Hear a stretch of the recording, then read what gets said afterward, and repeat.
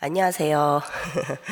오늘 본문 말씀은요, 당시 로마 교회에서 유대인과 이방인들이 함께 모여 있었고, 그리고 유대인 중에서도 복음을 온전히 아는 사람들과 또 그렇지 않은 사람들이 함께 모여가지고 신앙생활을 하고 있었기 때문에 여러 가지 문제들이 있었습니다. 바울은 다른 자들을 비판하기보다는 그리스도 안에서 사랑으로 받아주어야 된다고 말합니다. 교회에서 자신의 기쁨이 아닌 다른 사람의 기쁨을 다른 사람을 기쁘게 하고 또 선을 이루고 또 교회에서 굉장히 중요한 것이 덕이잖아요. 덕을 세우라고 가르치고 있습니다. 교회는 하나님의 지혜와 뜻이 발견되는 곳이고 또 예수 그리스도를 본받아서 살기 원하시는 그런 분들이 오시는 곳이죠.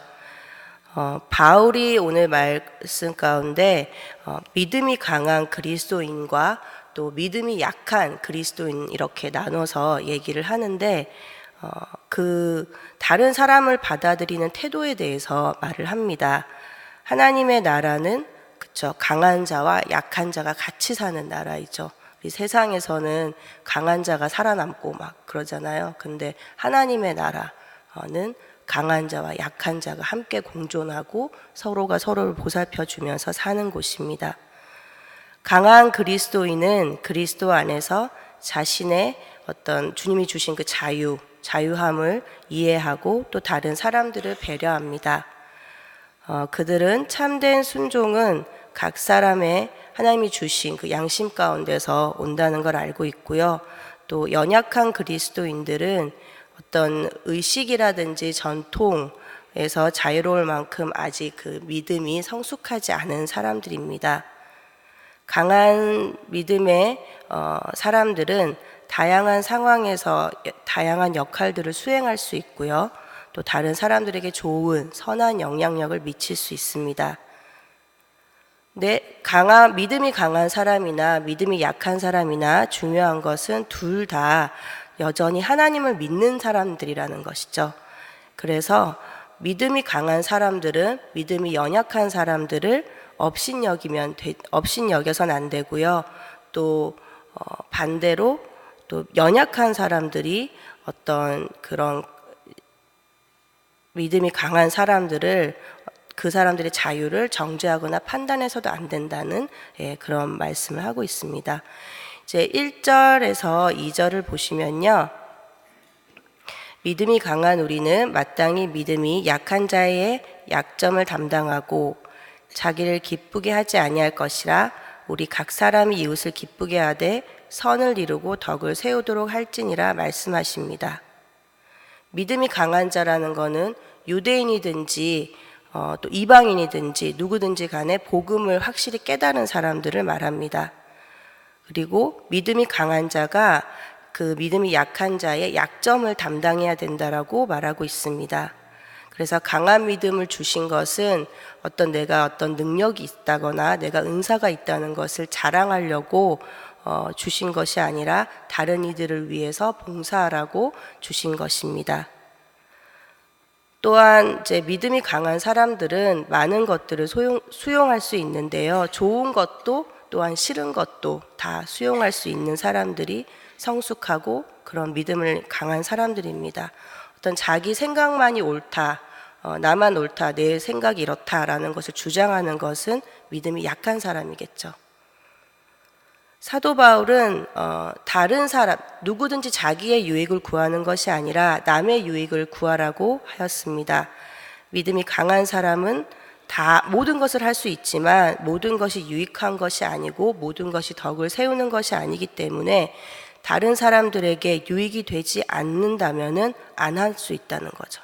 예. 그래서 내 안에는 거리낌이 없지만 상대방이 나 때문에 시험 들면 안 되잖아요. 그래서 상대방이 시험 들까 봐 안 하는 거예요. 이것이 어떤 성숙한 믿음이라는 것이죠. 또한 남의 약점을 알았을 때 예수 믿는 사람들은 그 상대방의 약점을 보호해 줘야 된다는 거예요. 그렇죠? 예.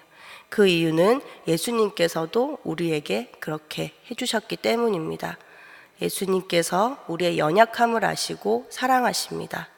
그리고 우리가 죄인인 것을 아시면서 사랑하셨기 때문에 우리도 믿음이 연약한 자들을 담당하여야 합니다. 주님께서 우리의 약점을 담당하시고 우리의 허물을 덮은 것 같이 우리도 다른 사람들의 허물을 덮어주어야 합니다. 네. 믿음이 강한 사람은 이웃을 도와서 그들도 하나님 나라에서 하나님의 선을 이루고 또 덕을 세우는 삶을 살도록 도와주는 사람들이죠. 그리고 주님께서도 우리를 위해서 그렇게 사셨습니다. 때로는 나보다 믿음이 연약한 사람들을 받아들이는 것이 괴로울 수 있습니다. 그리고 손해를 볼 때도 있습니다. 어떨 때 우리가 선한 일을 한다라고 생각하면서도 손해를 본 듯, 이거 안 했었어야 되는데 이거 해가지고 괜히 손해봤다 막 이런 생각 들 때 있잖아요. 뭐 남을 위해서 차가 없는 지체를 위해서 운전을 하고 장을 봤는데 돌아오는 길에 사고가 났다든지, 그렇죠. 근데 선한 일을 할 때마다 언제든지 그런 일이 있을 수 있다는 거예요. 우리가 선을 행할 때에도 나에게 항상 좋은 것만이 돌아오는 것이 아니라 나에게도 손해 볼 때가 있고요. 그리고 나에게도 괴로운 시간이 올 수 있다는 거죠. 그럼에도 불구하고 우리는 예수님에게 사랑을 받은 존재들이기 때문에 계속해서 끊임없이 다른 이들을 섬기고 선을 베푸는 일을 쉼없이 계속해야겠죠. 약한 자를 받는 것은 어려운 것이고요. 또 아픔이 있고 고통도 따릅니다. 왜냐하면 어떨 때는 이제 우리가 가슴 아픈 일들이 있으면 얘기들을 들어줘야 되고 같이 굉장히 힘들죠. 마음이 같이 힘들고 사랑하는 지체들이면 더욱더 그렇습니다.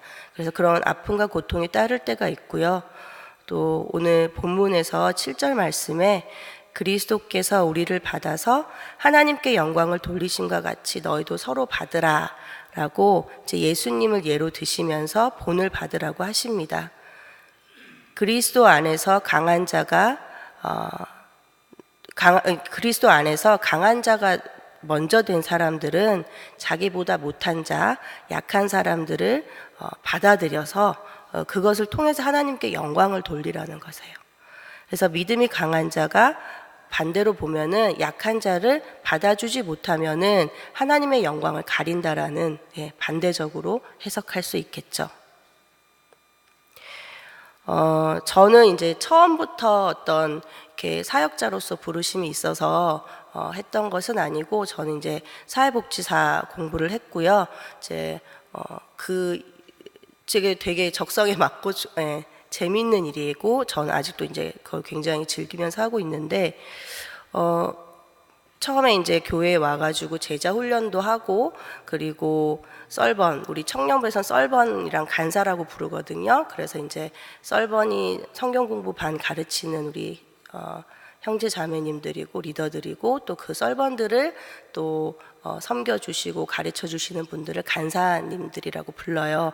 그래서 저도 이제 제자훈련도 하고 이제 썰번도 하고 간사도 차근차근히 했어요.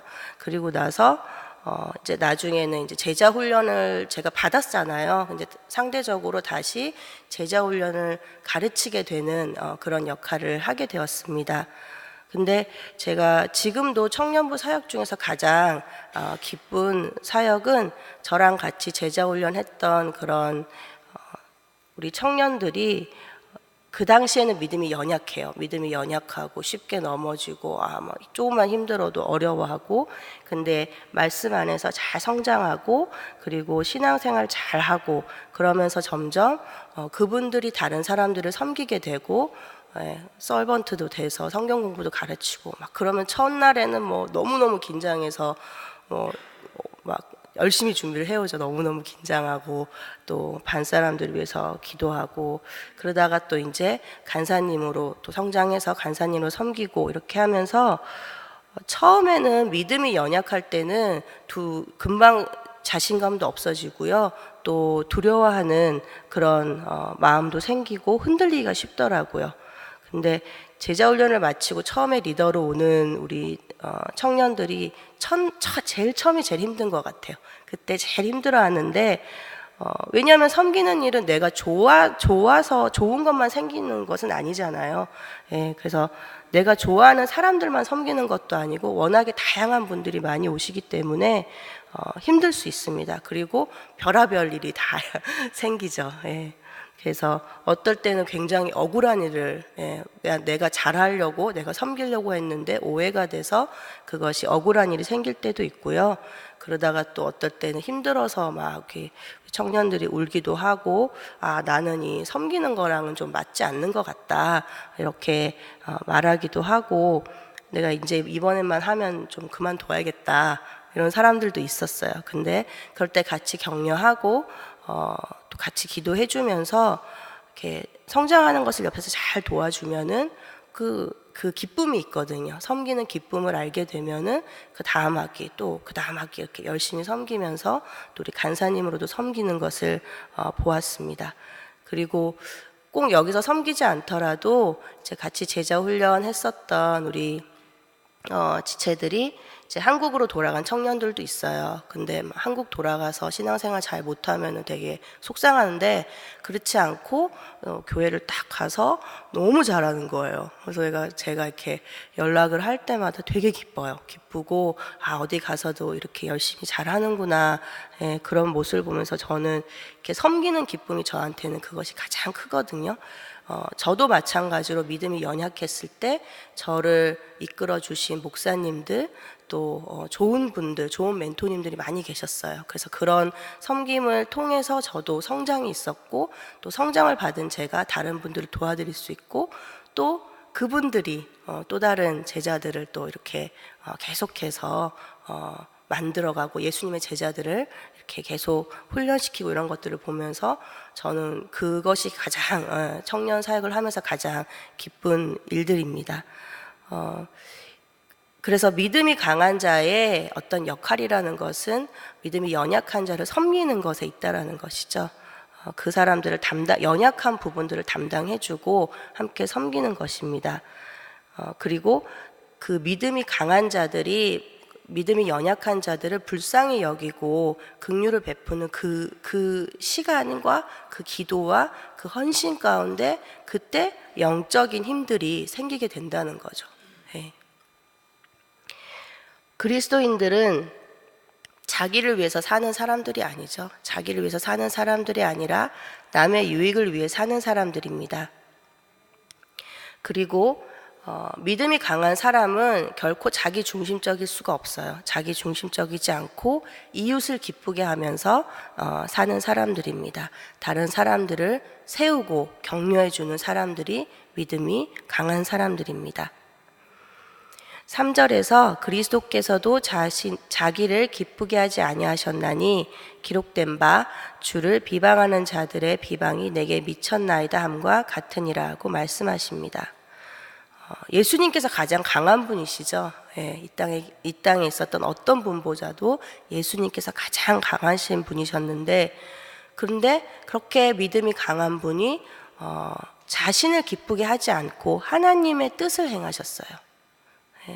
십자가의 죽음은 분명히 예수 그리스도 본인의 어떤 기쁨을 위한 것은 전혀 아니었죠. 하지만 하나님께 순종하고 하나님을 기쁘시게 하기 위해서 가신 길이셨습니다.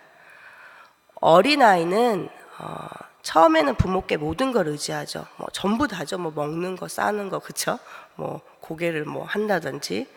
그런 거 전부 다 모든 것을 의지하게 되는데 신앙은 정반대란 말이에요. 그러면서 우리 어린아이들이 자라면서 점점 스스로 독립해서 혼자서 다 할 수 있죠. 이제 몇 살이 되면은 자기 혼자 밥도 먹고 자기 혼자 다 하죠. 근데 신앙은 정반대로 처음에는 우리가 스스로 있는 듯해요. 내가 혼자 이렇게 교회를 다니는 듯 하지만 점점 믿음이 깊어가면서 하나님을 점점 의지하고 하나님 외에서 하나님과 함께 하지 않는다라면은 아무것도 할 수 없다라는 것을 우리가 깨닫게 되죠. 그래서 그것은 정반대로 우리가 하나님께 우리가 스스로는 독립적이라고 생각했지만 신앙생활을 하면 할수록 하나님께 의지할 수밖에 없는 그런 사람이라는 것을 우리가 깨닫게 됩니다. 믿음이 강한 사람은 하나님으로부터 독립돼서 떨어지는 것이 아니라 하나님을 전적으로 의지하는 사람이라는 것이죠. 예. 그리고 믿음이 강한 사람은 믿음이 약한 그런 형제와 자매들을 위해서 기꺼이 자신의 자유를 제한할 수 있는 사람들입니다. 우리가 좋은 일, 선한 일을 하는 것은 어떤 우리의 성품이 좋거나 도덕성이 좋아서 그런 일이 아니라 우리가 예수님을 본받기 위한, 우리의 도덕성은 우리가 잘 알잖아요. 우리는 한계가 있어요. 이럴 참 믿을 수 없는 게 사람의 마음이더라고요. 하루는 이랬다가 하루는 저랬다가 하루에도 수십 번 변하는 게 인간의 마음이잖아요. 내가 막 선할 때도 있고 내가 갑자기 막 악한 마음이 들 때도 있고, 사람은 믿을 것이 못 되는 것 같고요. 우리 삶의 이유 대신 예수 그리스도를 본받는 것이 그것이 우리가 선한 일을 할 수 있는 가장 근본인 것 같습니다. 우리 스스로를 기쁘게 하지 않는 것은 또한 예수님께서도 그렇게 하지 않으셨어요. 예수님께서 하나님을 기쁘시게 하셨기 때문에 우리도 하나님을 기쁘시게 하는 삶을 살아야겠죠. 그리고 예수님 정말 죄가 없으셨기 때문에 십자가를 지실 필요가 없으셨지만 우리를 위해서 십자가를 지셨습니다. 그래서 우리도 또한 다른 사람, 믿음이 연약한 자들, 또 다른 지체들을 섬길 때에 이거를 왜, 그쵸? 이런 불편한 것들 나 혼자 왜 이렇게 고생하지? 이렇게 생각할 수 있는데, 그게 아니라 나 스스로를 기쁘게 하기 위해서 사는 것이 아니라 다른 사람의 기쁨을 위해서 살면은 그것이 곧 나의 기쁨이 되는 그런 축복이 올 줄을 믿습니다. 예수님께서는 하나님 아버지와 다른 사람들을 위한 삶을 사셨고요. 그런데도 우리 오늘 말씀 가운데 비방하는 자들의 비방거리가 되시고 십자가에 달려 죽으셨습니다. 우리가 또 교회 생활을 할 때에 내가 이웃을 기쁘게, 내 자신이 아닌 내 이웃을 기쁘게 하기 원하고 내 이웃을 섬기기 위하고 세우기 위한데도 비방이 우리에게 올 수가 있다는 거죠. 그러면 그때 생각해야 되는 것이 이런 비방을 감당하시고 이런 조롱을 감당하신 예수 그리스도의 사랑을 깨닫고 우리도 그냥 계속 꾸준하게 그러거나 말거나 그 길을 가는 것이 우리의 또한 축복일 줄 믿습니다. 그리고 이제 5절과 6절 가운데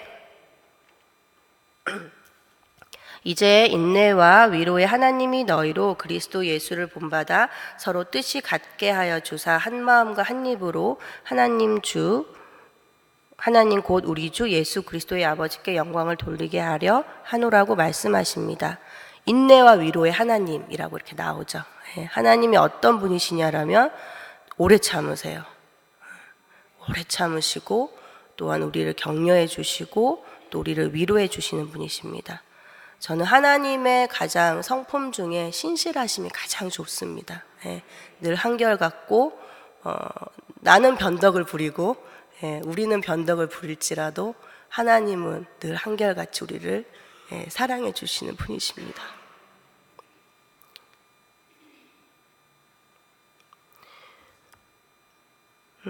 하나님은 변함이 없으십니다. 오래 참으시고 또 우리가 연약하기 때문에 그것을 나무라시고 정죄하시는 것이 아니라 격려하시고 위로해 주시고 기다려 주시는 분이십니다. 인내와 위로의 하나님은 우리의 약하고 어떤 불완전하죠 저희가. 그럼에도 불구하고 하나님께 늘 가까이 가는 삶을 살기 원하세요. 기다려 주시고 그렇죠. 그래서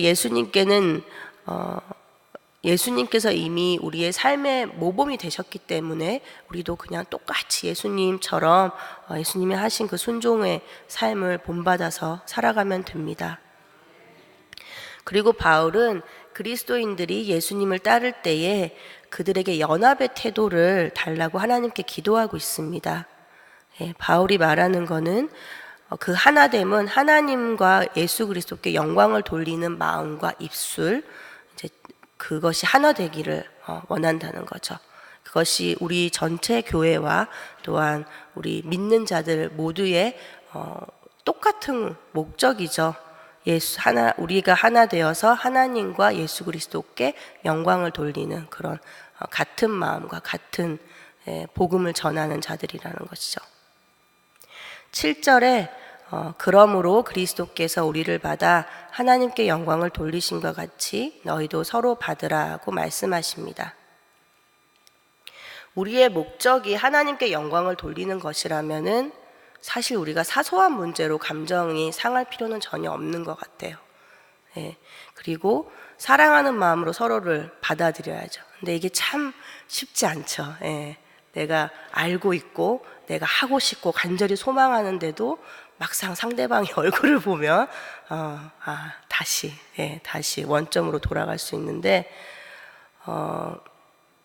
그럼에도 불구하고 우리는 서로를 받아들일 수 있는 사람들이 돼야 된다는 것이죠.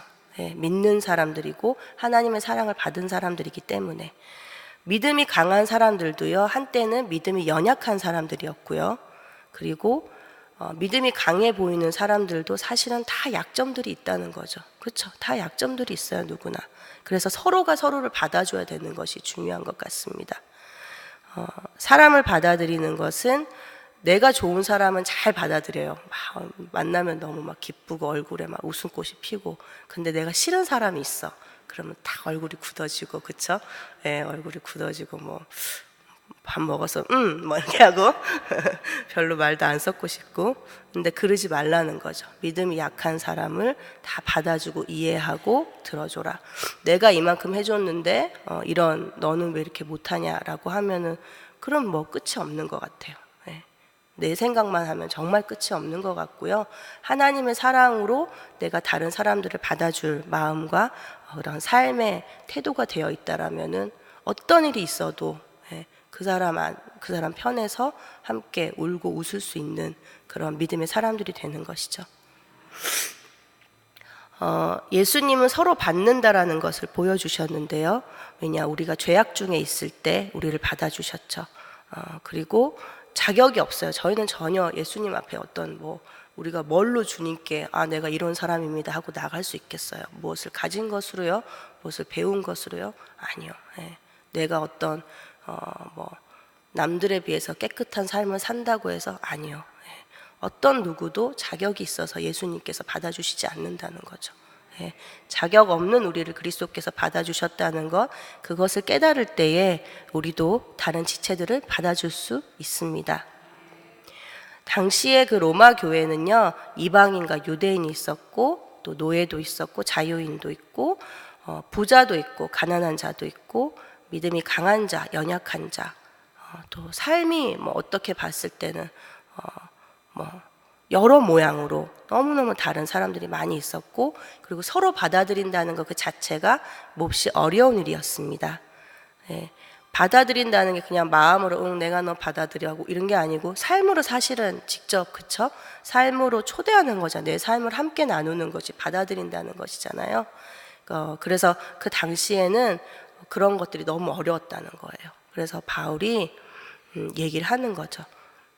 그리고 이제 로마서에서 계속 나오는 것이 우리가 주님께서 우리를 받아주신 것이 우리가 의인이거나 온전해서가 아니라 이제 5장에 보시면은 우리가 아직 연약할 때에 받아주셨고요. 우리가 아직 죄인 되었을 때에 받아주셨고요.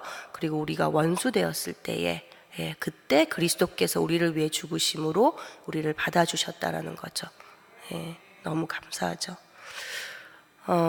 우리가 다른 지체를 또한 반대로 우리가 다른 사람들을 받아주는 것도 그 사람이 잘나서, 그 사람이 의인이라서, 그 사람이 뭔가가 있어서 온전하기 때문에 강하기 때문에 완벽하기 때문에 그런 게 전혀 아니라는 거죠.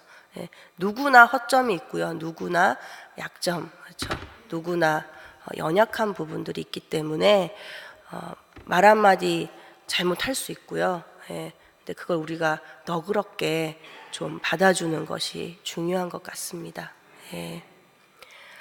가족 안에서도 마찬가지인 것 같고요. 남편과 아내, 또 부모와 자식 안에서도 조금 섭섭한 소리를 듣거나 또 내가 하더라도 내가 했을 때는 미안해 금방 하면 되지만 들을 때도 용서해 줄 수 있는, 그쵸, 받아줄 수 있는 마음이 있어야겠죠. 그리고 어떤 그런 학대나 이런 상황들을 얘기 드리는 건 아니에요. 하지만 삶에서 그냥 조금씩 엇나가는 것들이 있을 때에 그 말 한마디 때문에 상처를 받아서 마음을 닫는 것이 아니라 그냥 내가 받아주고 사람이 변하는 것은 그 사람의 잘못을 얘기해줘서 변하는 것이 아니라고 합니다. 그 사람을 사랑해줄 때 상대방이 변한다고 합니다.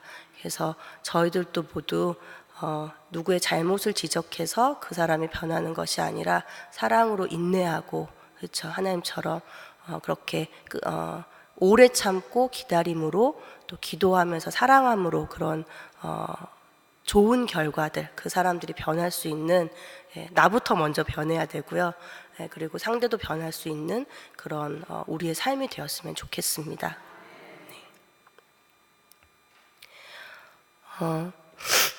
우리가 사실은 또 내 기준으로 내려놓고 예수님 기준으로 보면은 받아들일 수 있는 것 같아요. 그리고 조금만 마음을 좀 달리하면은 상대를 받아들일 수 있고요. 나랑 다르지 않은 것 같아요. 그냥 우리랑 그렇게 크게 다른 것 같지 않은데 똑같이 죄인이고 똑같이 은혜 받은 사람들이라는 거죠. 그 두 가지가 공통점인 것 같아요. 똑같은 죄인이고 똑같이 은혜 받은 사람들이라는 것.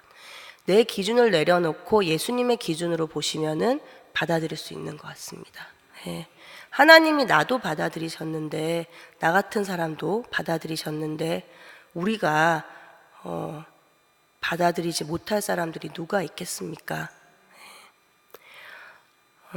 서로 이제 거절하지 말라는 거죠. 서로 용납하라는 거죠. 그리고 믿음이 연약한 자를 믿음이 강한 사람들이 거절하고 판단하지 말라는 거죠. 이스라엘 사람들은 이방인을 짐승 취급을 하면서 자기들이 구원을 받았다, 나만 구원이 받고 그들에겐 소망이 없다, 이방인에겐 소망이 없다라고 말을 하지만 하나님은 이스라엘도 사랑하셨다는 거예요. 그리고 이방인도 사랑하셨다라는 거예요. 하나님이 우리를 사랑하는 것처럼 또 우리가 미워하거나 싫어하거나 불편해하는 그 사람도 하나님이 사랑한다는 것을 저들이 잊지 않았으면 좋겠습니다. 그리고 하나님이 이스라엘을 이방인의 구원을 위해서도 선택하신 거예요. 그렇죠? 이스라엘을 선택하신 것을 그들에게 구원을 주고 또 그들을 통해서 이방인을 구원하시기 위하셨다는 거죠. 그래서 하나님이 이방인들을 사랑하시고요. 저는 이제 미국에 와서 이게 다름이라는 것을 생각해 봤을 때 미국에 와서 많은 걸 배운 것 같아요. 이렇게 다른 인종들을 만나고 다른 문화에 있었던 분들을 많이 만나잖아요. 그래서 많이 배운 것이 그러니까 그 나랑 이제 다른 거를 틀리다라고 볼 때가 많은데 나는 맞고 저 사람은 틀렸어 이렇게 딱 하고 X X 그어놓을 수도 있는데 그게 아니라 다르다는 건 틀리다라는 거 다른 거라는 거죠. 옳고 그르냐의 문제가 아니라 그냥 다른 거예요. 왜냐하면 태어난 집이 다르죠. 우리가 배경이 다르죠. 또 미국에 있으니까 뭐 언어가 다를 수 있고 한국만 해도 얼마나 다른데 다른 나라 사람들은 얼마나 더 다르겠어요.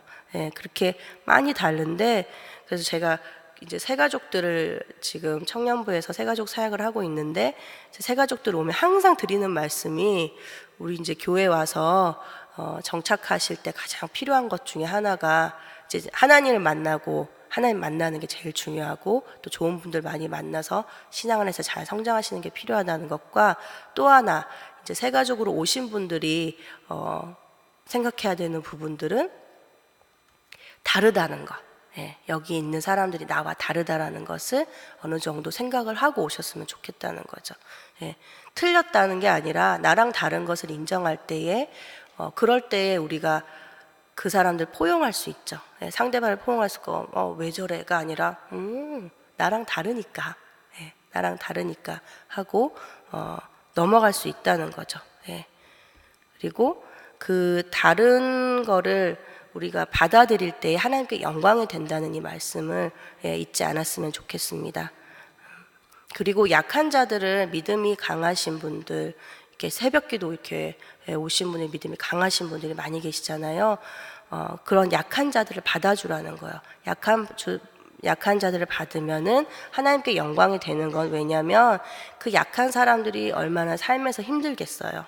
근데 절망하지 않고 희망을 가지면서 믿음이 있는 사람들이 옆에서 자꾸 믿음을 심겨주면서 말씀을 알려주면서, 그렇죠, 그렇게 하나님이 주신 삶을 잘 살 수 있도록 옆에서 도와주기 때문에 하나님께도 영광이 되는 것이죠. 약한 사람들도 하나님이 사랑하시는 사람들이라는 것입니다. 그리고 9절에서 12절 말씀에 9절에서 12절 말씀에 이제 구약의 선지자들을 통해서 주신 예언의 말씀들이 쭉 기록되어 있습니다. 이제 15장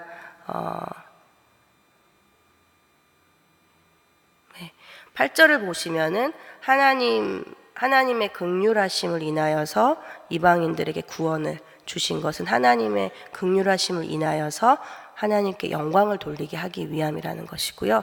이제 9절부터 나오는 것들은 제가 이게 시계를 보고는 갑자기 마음이 급해졌어요.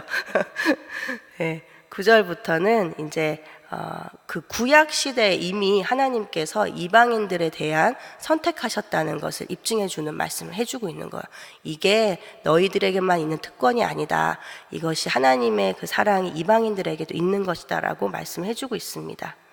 네, 그래서 9절에 그 시편에 나온 말씀을 인용해 가지고요. 기록된, 그러므로 내가 열방 중에 주께 감사하고 주의 이름을 찬송하리로다, 이렇게 한 것은 다윗이 자신을 죽이려고 하는 원수와 사울 왕에게 구원을 하신 하나님을 찬양하고 있다는 거예요. 그러면서 열방, 그쵸? 열방이라는 말을 나오죠. 열방은 이방인을 포함한 이방인을 얘기하는 것이에요. 열방이 열방 중에 주께 감사한다라는 것. 그리고 15장 10절에도 또 이르되 열방들아 주의 백성과 함께 즐거워하였으며, 이것은 구약의 신명기에 32절에 나온 말씀인데요.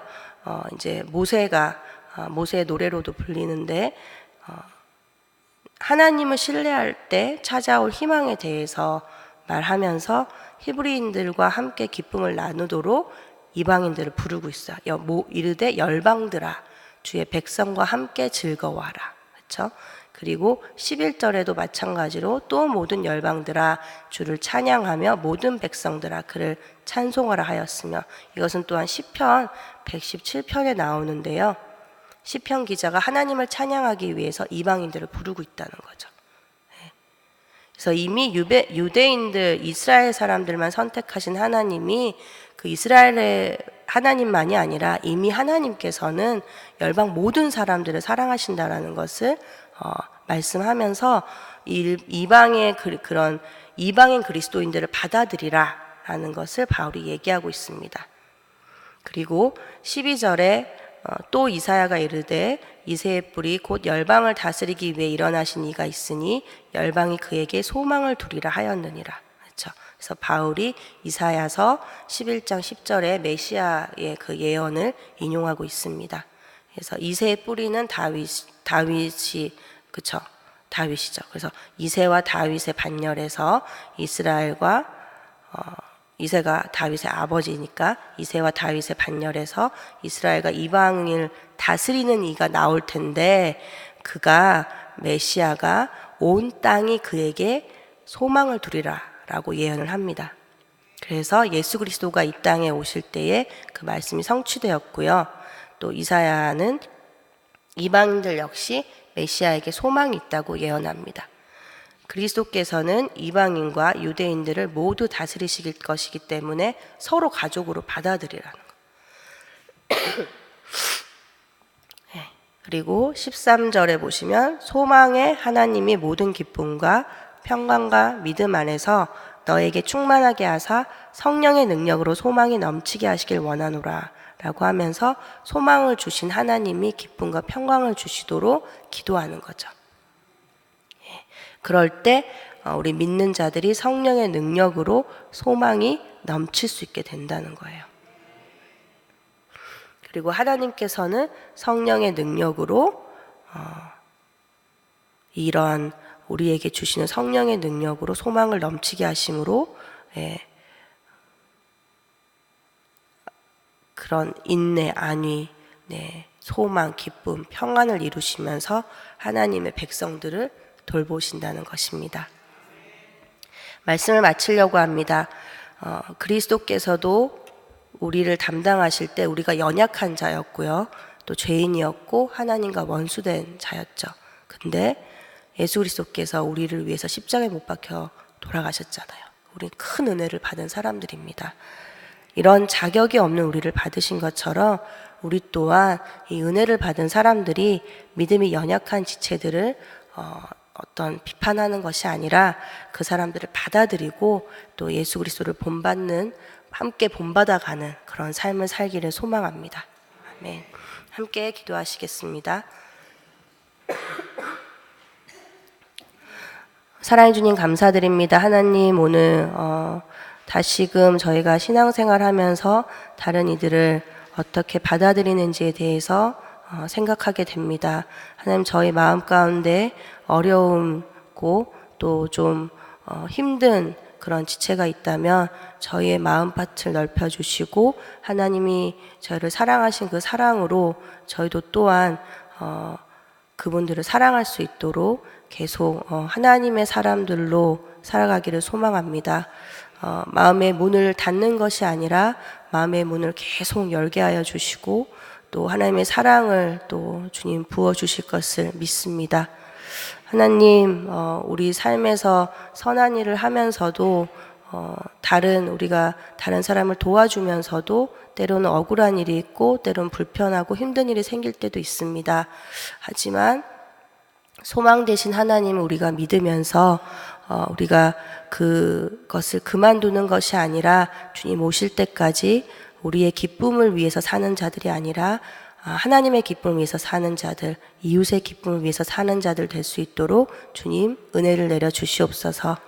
감사드립니다. 주님, 거룩하신 예수님의 이름으로 기도드렸습니다. 아멘.